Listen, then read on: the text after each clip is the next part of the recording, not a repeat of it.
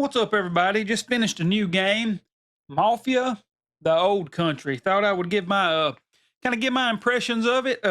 First off, right on the bat, on my teacher scale, this game would get a probably a B, a mid B. I'd give it an 85 out of 100. Let me kind of tell you why I think that. First thing, the good about this game, the story. Now, if you don't like mafia stories, you probably won't like this one. But this is kind of setting up the mafia again in the old country. That's the name of the game, and you really get caught up with the characters. The main character, I really liked him. You get to feeling for him, you get to rooting for him, just everything he's kind of doing. But it's weird. Everything he's around, you can kind of see at any moment things could completely fall apart. But I love the story. Just from the start, he's just kind of a guy down on his luck trying to pay off a debt with one of his good buddies.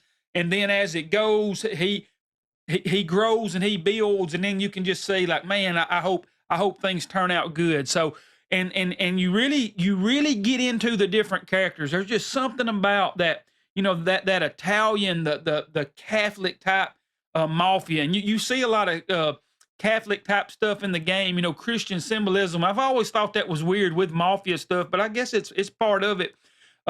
They would do so much evil stuff, but you would still see them praying and asking the saints to take care of them and things like that. All of that type of stuff. It's found in this game. The mafia boss type stuff is found in the game. It's everything you can think of is there. If you enjoy mafia stories, you're really going to like this one. Not only that, something that caught me off guard, I had no idea.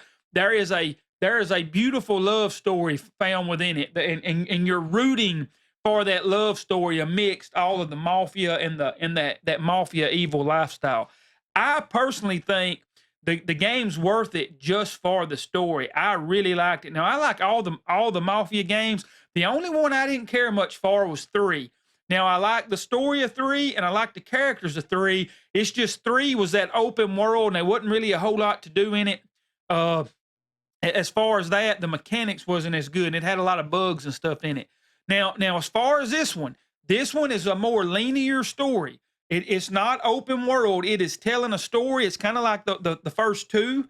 It's got that old school vibe to it. A lot of times you're riding horses. Now they do have they have cars, but they're the older type cars. You even got to get in front of one and do the crank before you can even drive it. But that's kind of neat because you're not used to that. So Mafia sets itself apart from the Grand Theft Autos and things like that of this world, just because it is more story based, and the way you travel is a little bit different. Something I really like about this one, and the other games do it too, is it don't really give you that yellow line to follow when you're getting from point to point.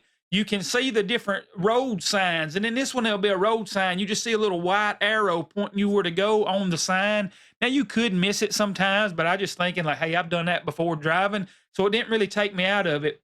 But as far as the world, it's very linear. Now, you can just do an explore mode, and it does become open up, and you can go and look for. There's a whole bunch of secrets and stuff like that if you want to go find the secrets. A lot of times you can find them in the main missions, but there's some you got to do the exploration for.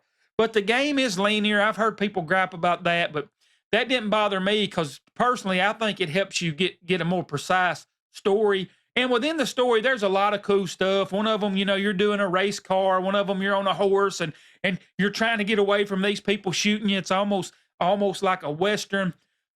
The last mission, man, I'm gonna tell you, the tension is built up so much.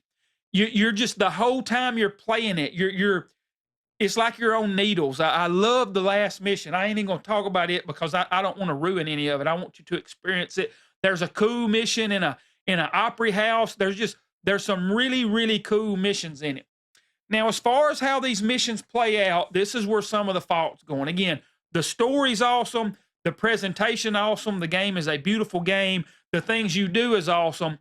But sometimes how you do it's pretty much, it reminds me, it's a lot like Hitman, where you're trying to sneak around and take people out.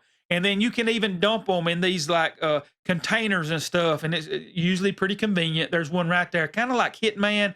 You can put so many in there. A lot of the missions are those basic stealth missions, and they're fairly easy, to be honest.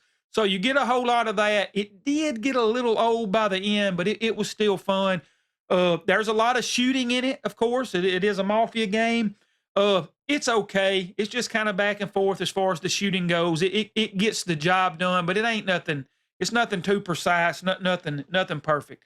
The driving is fun, but you kind of like the other ones. It's a little floaty, but you are doing those old school cars, so it makes a little bit of sense. They're not going to drive as well as, our 21st century, 20th, whatever century we're in, cars that we have today.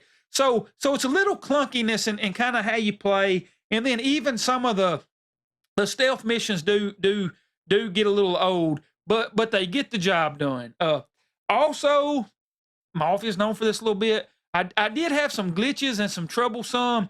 There was one mission I had some major slowdown. I didn't even think I was gonna get through the mission. Like it got to a crawl. Now part of that I was playing on the Xbox, and I think it's because I picked it back up in quick resume. I noticed when I started back, I cut the quick resume off and completely restarted the game, and it did fine. But it slowed to a crawl, and I did notice some weird stuff like that here and there, where there's a lot of slowdown, but it wasn't enough to kind of keep me out of the game. And then something I'm sure you've heard, it's not a very long game. I think I beat it in about 12, 13 hours, and I was kind of looking around for the special stuff too. You can find these beads you can put on your little on the necklace that you wear on the, I can't think of, on the rosary beads on the rosary, the Catholic necklace, and the beads you put on it when you find these little statues. It gives you different abilities, like you don't run out of ammo as quick, or when you walk around, it's quieter. So I was looking for them kind of as I was playing. They don't really change the game up a whole lot, just a little bit, but it's still kind of fun to find. But the game is fairly short. But on that note, it is a budget title. It's only $49.99. I know I say it's only. If I believe if this would have come out before the price and stuff changed, it would have been a $39.99, probably been a $40 game. But now games are like $69.99 to $79.99. So you're actually getting, it's more of a budget price. And I think it's priced right. I think for that price, it's worth it, even though the mechanics aren't the best. That's why the mechanics and some of the glitches, that's why without the story and the price, it would be a 70. It'd be in a 70 range game. It'd be a C. But I personally think the story and the quality, the looks of the game, plus the budget price, to me brings it up enough to be a B. Without that price or the story, now you just playing a pretty mediocre game, to be honest. But I personally think, as I just said, the story's great, the game looks good, and then that price ain't bad for. When you actually put money to the amount of time you put in it, you're getting a lot. Now, I know it ain't like a Call of Duty where you're playing it over and over again. But you can, if you want to get in the free world, you can get in the free world and play all day long. But there ain't really no side missions. It's kind of like the other one. There ain't really a whole lot to do other than find the secrets. But as far as just, if I don't know if you can still rent it somewhere or GameFly or something like that, or it'd probably be on sale later, a little cheaper than that. I hope people buy it though, because I can't wait to see where they go next. Because if you played the other Mafia games, it's piecing everything together. They're talking about the cities that's in America, and they're interacting with them in different ways, even though you never go there. And something happens at the end that I think is going to tie into the next game and bring it back into America, where those other Mafia games are started, or were made, and the original were kind of made. But I personally, I'm kind of rambling now, so I'm going to end it up. I think if you like the other Mafia games, you're gonna like this one. Again, it's really cool. The story's really cool. If you're just into Mafia stuff, I think you're really gonna like this game. I think anybody can play it and have a good time. Now, if you're just dead on, it ain't long enough, then just pass it and go play some game that's gonna take you years and years and Fortnite or something like that. This is more of just a good story game. You're going to go through, you're going to enjoy the characters, you're going to have a good time while you're doing it. I recommend Mafia, the Old Country. Again, I put it right there. I'd give it about an 85, 80 to an 85, somewhere in there. That's what I think about it. I'd love to hear what y'all think about it. Hit me up in the comments. Let me know what you think of Mafia, the Old Country. Thanks for watching.